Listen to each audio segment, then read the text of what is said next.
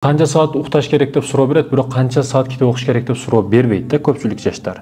Tuni uxtabasdan, tuni o 1-2 чейин uxtabay kenen жүрүp, telefon чуклап, дагы бирдеке играларды ойноп жүрүп, кеңири жүргөндөр түн уйку үчүн берилген. Ушуну билип алгыла. Түнү укташ керек колдон келишинче. Ондон о 2-ге чейинки аралык бул эң күчтүү, бул дене жактан дагы көп нерселер бөлүнүп чыга турган, мээ чындап эс ала турган учурлар болуп эсептелет да. Бүгүн артисттер, блогерлер, башкалар көп суроо беришет. Ушул биз түнү ырларды жазабыз, түнү болот көбүнчө процесс, иштөө процесси дейт. Түнү укташ керек ачыгы. Макул бир айда бир жолуктабай калышы мүмкүн, эки айда бир жолуктабай калышы мүмкүн. Бирок негизи ушу берекелүү убакыт ушул 11ден баштап 2ге чейин уктабасаң 2 саат 3 саат жетет негизи адамга.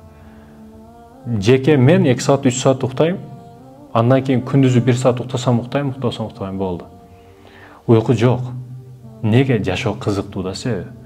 Жашоо кызыгы жок адам, жашоосуна кызыгышы жок адамдыкы уйкусу көп келе берет, уктаганга аракет кыла берет. Неге? Себеби көрө турган, түзөтө турган нерсеси жок. Баягы жашоо канчалык кызык болуп, интересно болуп, көп бактылуу болуп жашасаңыз, уйку эмес, күндүзү көбүрөөк жакшы көрөсүз. Уктабай жүргөндү көбүрөөк жакшы. Неге? Себеби сиз бактылуусуз. Качан жашоодон тажап, бактсыздык, караңгылык, кайгы-капа келген адам уктай берет да, көп уктаганды жакшы көрүп калат. Ошондой экен, бактылуу жаша, аз укта, көп жашоону үйрөн.